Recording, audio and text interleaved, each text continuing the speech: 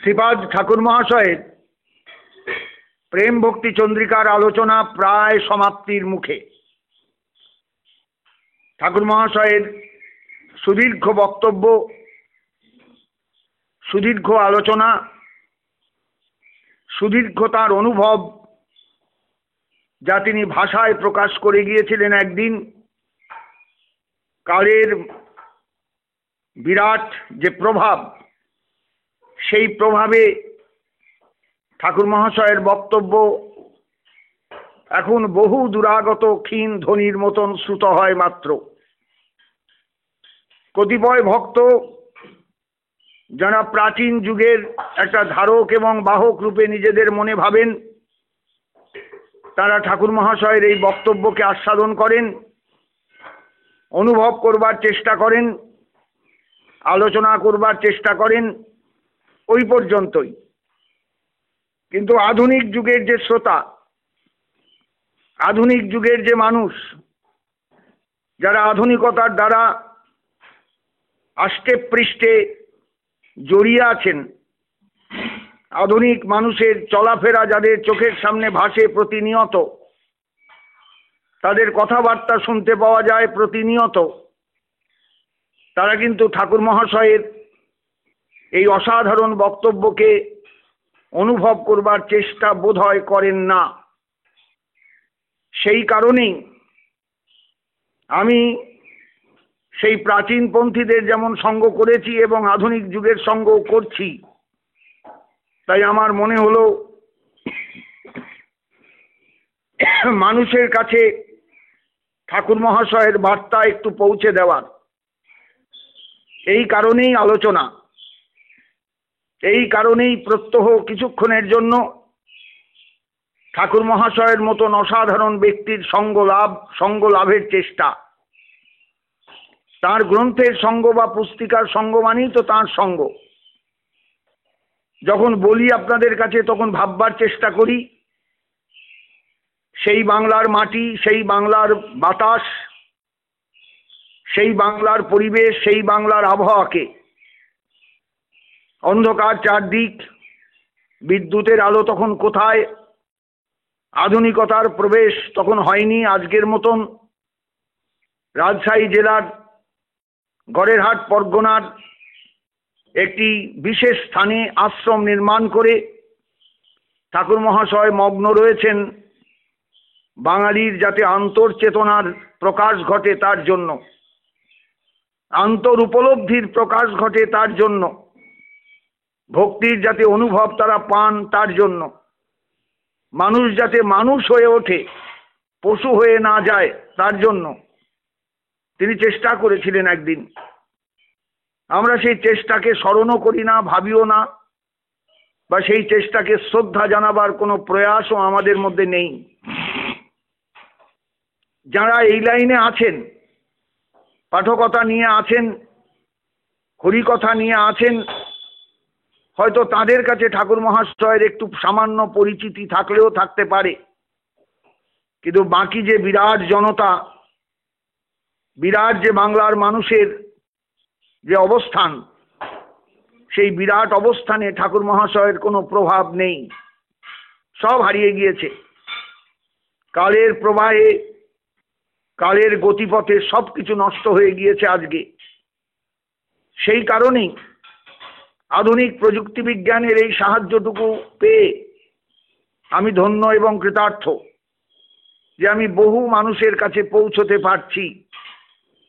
যারা একটু ইচ্ছা করবেন, একটু ব্যাকুল হবেন, তারা ইউটিউব খুলে আমার নামে নামাঙ্কিত এই আলোচনাগুলো শুনতে পারবেন এবং সেই আলোচনার ফলশ্রুতি কেমন সেটাও আমি জানতে পারবো ভক্তদের কাছেই।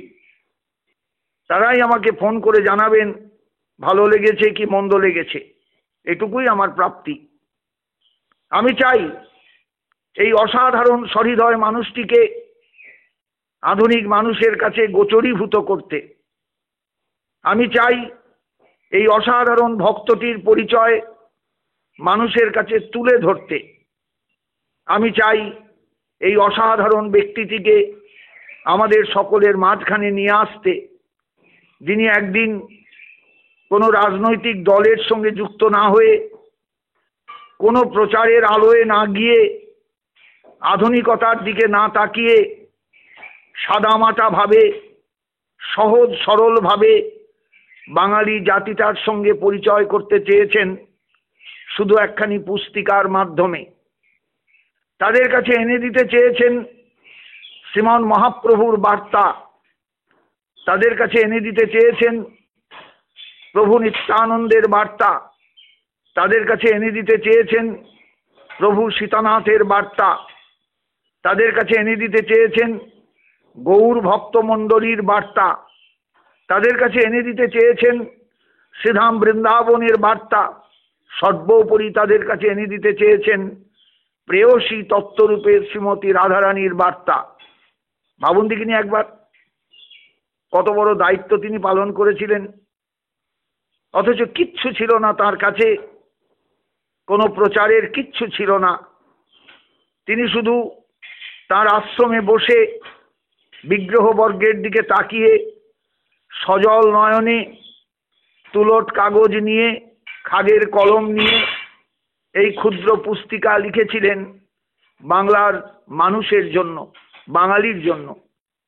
আমরা কিচ্ছু তাকে দিতে পারিনি, বিনিময়ে তিনি কিছু চাননি। তিনি চেয়েছেন বাঙালি একটু মহাপ্রভুর কৃপা লাভে ধন্য হোক, কৃতার্থ হোক, বাঙালি একটু নিত্যানন্দের করুণা লাভে কৃতার্থ হোক, ধন্য হোক, বাঙালি একটু পঞ্চতত্ত্ব ভাবনায় জারিত হোক, ধন্য হোক, এটুকুই তার প্রার্থনা। সেই দিকে তাকিয়েই গ্রন্থের আস্বাদন প্রয়োজন, সেই দিকে তাকিয়েই গ্রন্থের এই গ্রন্থকারকে একটু ভাবনার প্রয়োজন।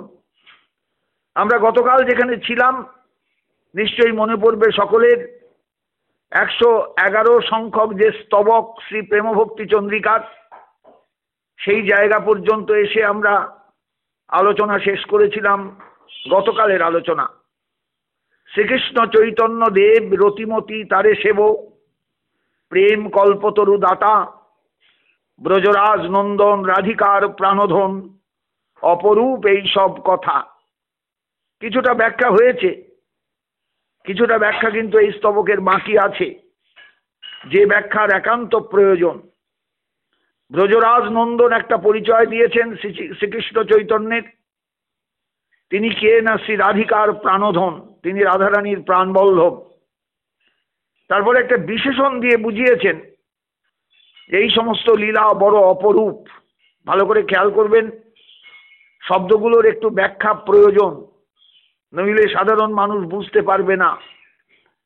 সেই শ্রীকৃষ্ণ চৈতন্যদেব কেমন, যাকে রতিমতি সেবা করতে বলেছেন ঠাকুর মহাশয়, রতিযুক্ত মতি নিয়ে, ভালোবাসাযুক্ত বুদ্ধি নিয়ে বা চেতনা নিয়ে। সেই ভালোবাসার ধনটি কে, আসল পরিচয় তার কি? ঠাকুর মহাশয় উত্তর দিয়েছেন স্তবকের দ্বিতীয় ভাগে, তিনি ব্রজরাজ নন্দন, তিনি নন্দনন্দন। নন্দনন্দন শ্রীনন্দ নন্দন যেই শচীসুত হইল, সেই বলরাম হইল নিতাই। দিনহীন যত ছিল হরিনামে উদ্ধারিল, তার সাক্ষী জগাই মাধাই।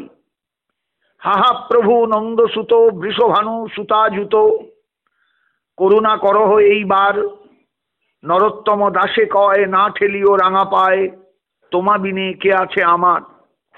ঠাকুর মহাশয় তার একটি বিশেষ পদে নন্দনন্দন, যশোদানন্দন, তিনি যে গৌর কিশোর রূপে, গৌর সুন্দর রূপে জগতে আবির্ভূত হয়েছিলেন সেটা ঘোষণা করেছেন। বলরাম যিনি ছিলেন রোহিণী নন্দন, তিনি আবির্ভূত হয়েছিলেন প্রভু নিত্যানন্দ রূপে, কথাও তার ঘোষিত, তার এটা ঘোষণা করা হয়েছে বিভিন্ন জায়গায় বিভিন্ন ভাবে। কাজে আমাদের এটা বুঝতে হবে যে মহাপ্রভুর লীলা কিন্তু একটা লীলার পরিশিষ্ট। সেই লীলাটি হলো বিগত দাপরের শ্রীকৃষ্ণ লীলা। মহাপ্রভু এই লীলাকেই প্রচার করেছিলেন, প্রকাশ করেছিলেন, অর্থাৎ নিজের লীলাকে নিজেই প্রকাশ করেছেন, প্রচার করেছেন। ব্রজলীলায় তার যে অভাব ছিল, যে অসম্পূর্ণতা ছিল, যে অপূর্ণতা ছিল, সেই অপূর্ণতাকে পূর্ণ করবার জন্য এই নদিয়া লীলা। সেই কারণে নবদ্বীপ, শ্রীধাম নবদ্বীপ এক অসাধারণ ভূমি, এক অসাধারণ স্থান। কারণ এই নবদ্বীপেই তিনি আবির্ভূত হয়েছিলেন। পরের স্তবকে আছে, আমরা পাবো সামনেই। তা সেই সেই শ্রীকৃষ্ণ চৈতন্য যাকে রতিমতি নিয়ে, রতিযুক্ত মতি নিয়ে সেবা করতে বলেছেন ঠাকুর মহাশয়, তিনি আসলে কিন্তু ব্রজের ধীরললিত নায়ক শ্রীমন মদন গোপাল। তিনি ব্রজের নায়ক। আমরা নায়ক পর্যায়ে যখন আলোচনা করব অলঙ্কার শাস্ত্রের বা পাপ করতে যাব, তখন দেখব চতুর্বিধ নায়কের কথা। ধীরোদ্ধত নায়ক, ধীর প্রশান্ত নায়ক, ধীরোদাত্ত নায়ক এবং ধীর ললিত নায়ক। এই ধীরললিত নায়ক জগতে কেউ নয়, কেউ নয়, একমাত্র বৃন্দাবন চন্দ্র হলেন সেই ধীরললিত নায়ক। তিনি ব্রজরাজ নন্দন। ধীরললিত নায়কের সংজ্ঞা দেওয়া আছে অলঙ্কার শাস্ত্রে। যারা পড়বার সুযোগ পাবেন তারা দেখে নেবেন। নিশ্চিন্ত ধীরললিত প্রায়স্বাদ প্রেয়সী বস, বিদগ্ধ নবতারুণ্য পরিহাস ও বিশারদ। এই নায়ক হলেন নিশ্চিন্ত নায়ক। জগতে নিশ্চিন্ত না হলে প্রেমিক হওয়া যায় না। জগতে নিশ্চিন্ত না হলে প্রেম করা যায় না, ভালোবাসা যায় না। সংসারী মানুষ কখনো কাউকে ভালোবাসতে পারে না, কারণ সে নিশ্চিন্ত নয়। যতই আমরা প্রেমিক ব্যক্তি, প্রেমিক পুরুষ বলি কাউকে, সেটা ভুল ব্যাখ্যা। নিশ্চিন্ত না হলে কখনো প্রেমিক হওয়া যায় না, প্রেম কখনোই সম্ভব নয়। গোবিন্দ হলেন সেই ধীরললিত নায়ক, সেই নিশ্চিন্ত নায়ক। তিনি প্রেয়সী বশ নায়ক, স্ত্রী বশ নয়, স্ত্রৈণ নয়। শব্দগুলো দেখবেন অলঙ্কার শাস্ত্রের সঙ্গে মিলিয়ে পড়তে হবে, এগুলো জানতে হবে, এগুলো প্রত্যেককে। গোবিন্দ অর্চনার এইখানেই বৈশিষ্ট্য, এইখানেই সার্থকতা, যে এই ভগবানের উপাসনা বা এই পুরুষের উপাসনা মানে এমন এক নায়কোত্তমের উপাসনা যিনি প্রেয়সী বশীভূত থাকেন সর্বদা। এই জন্য ঠাকুর মহাশয় স্তবকের দ্বিতীয় ভাগের দ্বিতীয় স্তরে বলছেন রাধিকার প্রাণধন। তিনি রাধারানীর প্রাণধন। রাধারানী গোবিন্দের স্ত্রী নন, রাধারানী গোবিন্দের প্রেয়সী। আমি আলোচনা অনেক করেছি এর আগে যে ভারতবর্ষ প্রেয়সী তত্ত্বের উপাসনাকে কোনোদিনই গুরুত্ব দেয়নি, বুঝবার চেষ্টা করেনি। রাধারানীর উপাসনা এসেছে জগতে সব শেষে। এর আগে সমস্ত রকমের উপাসনা আমরা পেয়ে গিয়েছি, কিন্তু তৃপ্ত হতে পারিনি। আমাদের ভেতরে একটা অতৃপ্তির কাঁটা খচখচ করে বিঁধেছে। যেমন যদি হয় শক্তিতত্ত্ব, প্রেয়সী তত্ত্ব রূপে, প্রেমিক রূপে পরব্রহ্মের সেবা করছেন, সেটা কেমন হয়? রাধা তত্ত্বের আরাধনাকে, রাধা তত্ত্বের উপাসনাকে, রাধা তত্ত্বের অনুভবকে জগতে এনে শ্রীমন মহাপ্রভু সেই অভাবটা পূর্ণ করেছেন। যা দেওয়া ছিল না কোনোদিন তা দিয়েছেন। যা ভাবতে পারেনি কোনোদিন মানুষ, তাকে ভাবনার জগতে পৌঁছে দিয়েছেন, উপলব্ধির জগতে পৌঁছে দিয়েছেন, অনুভবের জগতে পৌঁছে দিয়েছেন। প্রেয়সী তত্ত্বের উপাসনা, প্রেয়সীর ভাবনা, প্রেয়সীর মাধ্যমে, যে প্রেয়সী মহাশক্তি রূপিণী, তার মাধ্যমে পরব্রহ্মরূপী প্রেমিকের আস্বাদন। এই জন্য বলেছেন ব্রজরাজ নন্দন রাধিকার প্রাণধন, অপরূপ এই সব কথা। রাধারানীর আস্বাদন সাধারণ ব্যাপার নয়, রাধারানীর অনুভব সাধারণ বিষয় নয়, রাধারানীর সেবা সাধারণ বিষয় হতে পারে না। এখানে জীবের এই দেহটা কোনো ব্যাপার নয়, কিচ্ছু মূল্য নেই তার। এখানে একমাত্র স্মরণের ভূমিতে প্রবেশ করে, স্মরণ দন্তের স্বয়ময় র মূর্ধন্য স্মরণ, সেই স্মরণের ভূমিতে প্রবেশ করে, স্মরণকে আশ্রয় করে, ওই প্রহ্লাদ চরিত্রের শ্রবণং কীর্তনং বিষ্ণুর স্মরণম, যে কথাটা আগেও বলেছেন ঠাকুর মহাশয়, আবার বলছি, আমি সেই কথা স্মরণ করিয়ে দিচ্ছি। স্মরণের ভূমিতে প্রবেশ করে এই উপাস্য তত্ত্বকে জানতে হয়, বুঝতে হয়, ভাবতে হয়। স্মরণের ভূমিতে প্রবেশ করেই প্রেয়সী তত্ত্বের সঙ্গে নিজের সংযোগটা খুঁজে পেতে হয়। সংযোগ খুঁজতে গেলে, খুঁজে বার করতে গেলে নিজের স্বরূপটাকে জানতে হয়।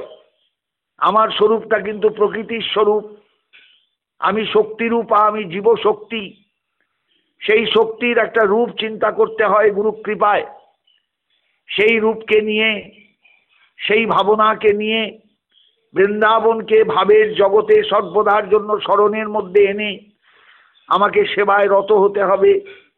সেখানে আমার ইহ জগতের কিচ্ছু থাকবে না, শুদ্ধ থাকবে আমার নিজস্ব ভাবনার জগৎ। এই কথাগুলো তো সাধারণ নয়। একেই বলেছেন ঠাকুর মহাশয় অপরূপ এই সব কথা।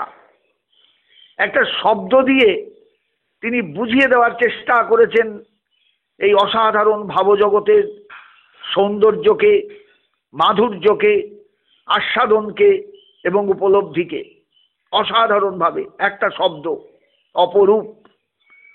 এই উপসর্গের প্রয়োগ যেখানে সেখানে হয় না।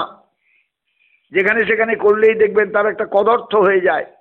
অপকীর্তি, অপলাভ, অপসম্প্রদায়, এগুলো সব কিন্তু অপের নিন্দার্থে প্রয়োগ। কিন্তু যখনই অপরূপ শব্দটা আসে তখন কিন্তু আর নিন্দার্থে নয়, অভিনব রূপ। অসাধারণ, অসাধারণ, অসাধারণ, এই অর্থে অপরূপ।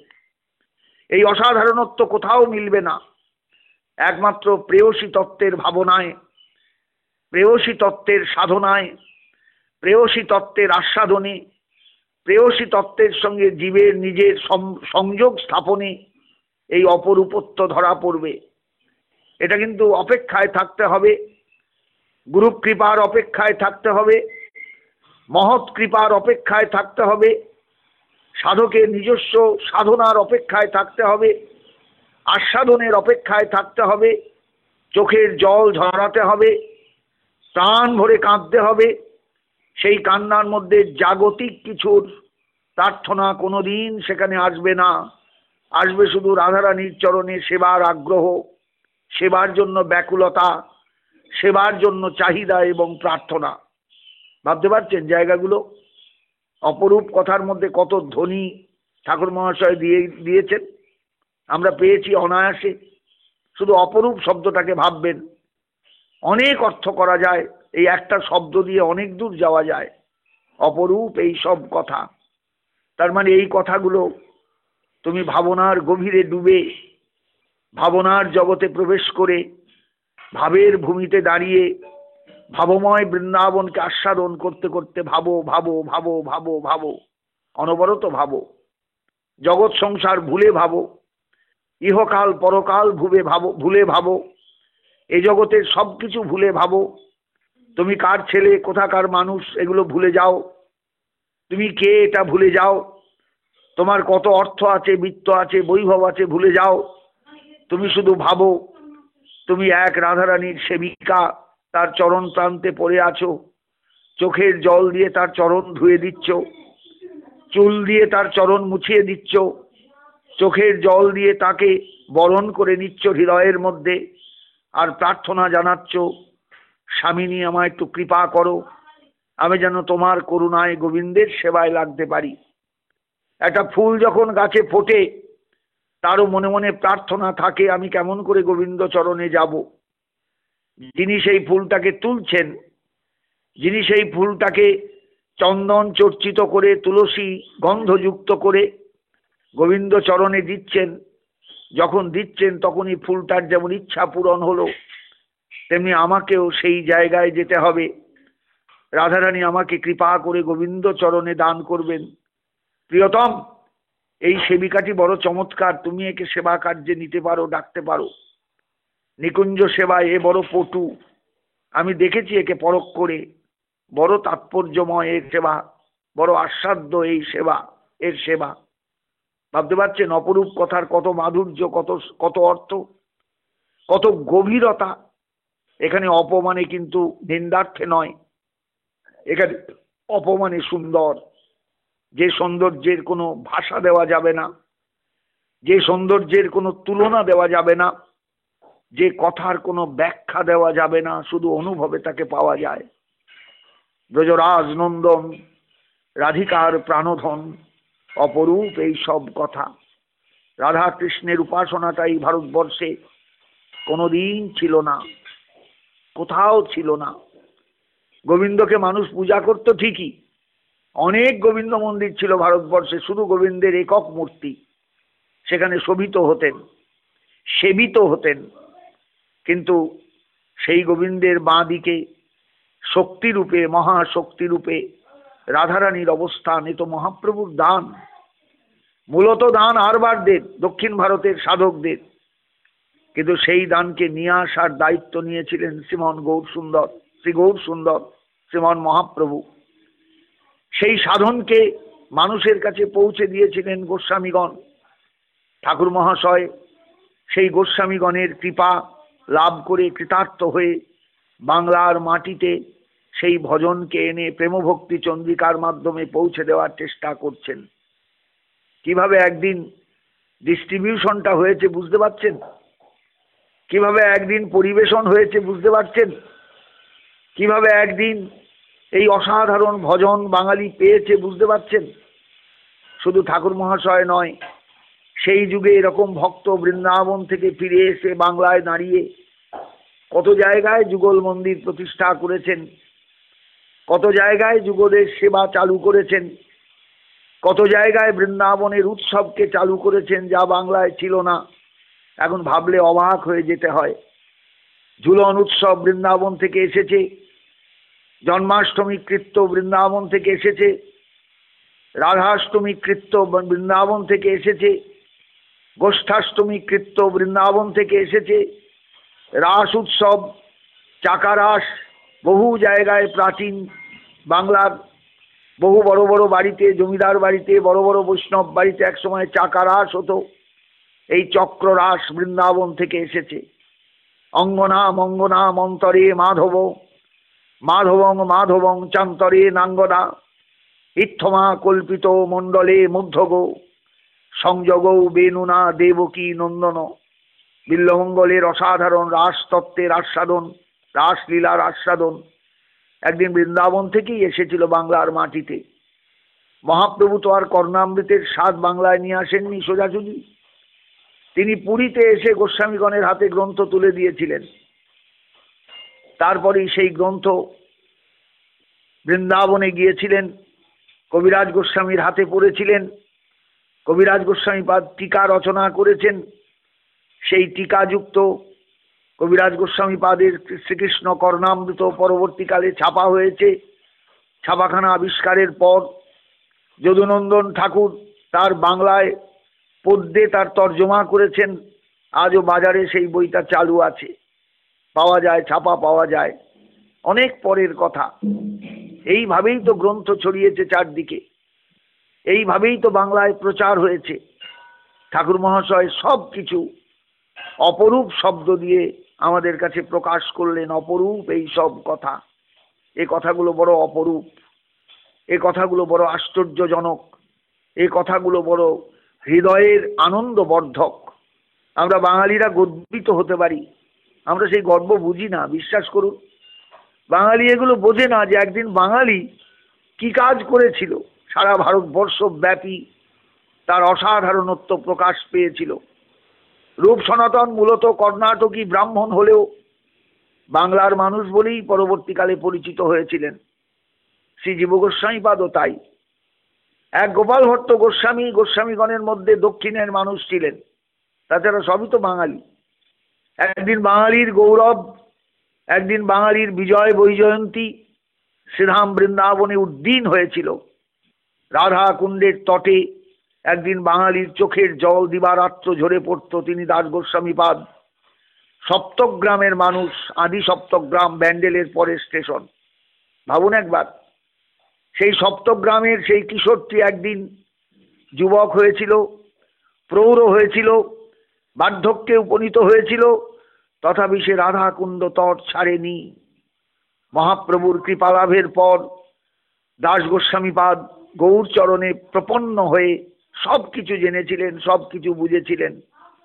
অর্থাৎ নিতাই কৃপা লাভ করে যিনি গৌরচরণে প্রপন্ন হবেন তার আর অজ্ঞাত কিছু থাকবে না সাধন জগতে।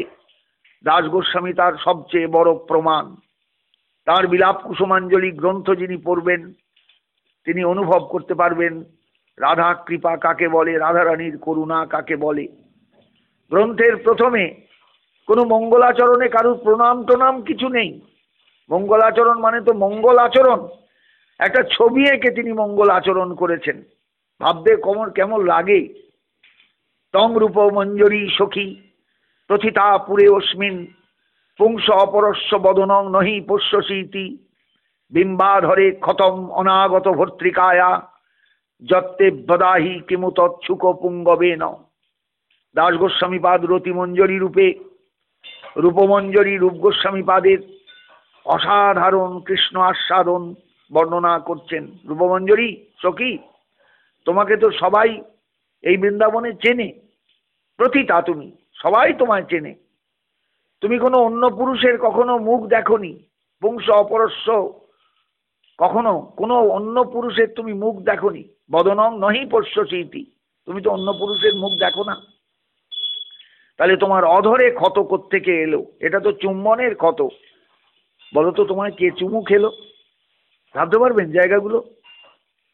একটু চোখ বুজে, একটু রসস্থ হৃদয় নিয়ে, চোখে জল নিয়ে ভাবতে পারবেন জায়গাগুলো? যদি ভাবতে পারেন তাহলে ভাবুন। এই হলো মঙ্গলাচরণের প্রথম শ্লোক দাস গোস্বামী পাদের বিলাপ কুসুমাঞ্জলি। বিম্বাধরে ক্ষতম অনাগত ভর্তৃকায়া, তোমার ভর্তৃকা নেই, ভর্তা নেই, তা তোমার বিম্বাধরে ক্ষত এলো কোত্থেকে? পুরুষ চুম্বন করলেই তো নারীর অধরে ক্ষত হয়। এটা তো গভীর চুম্বনের দাগ, রীতিমতো রক্ত ঝরছে অধর দিয়ে। কি মনে হয় জানো আমার তোমাকে দেখে?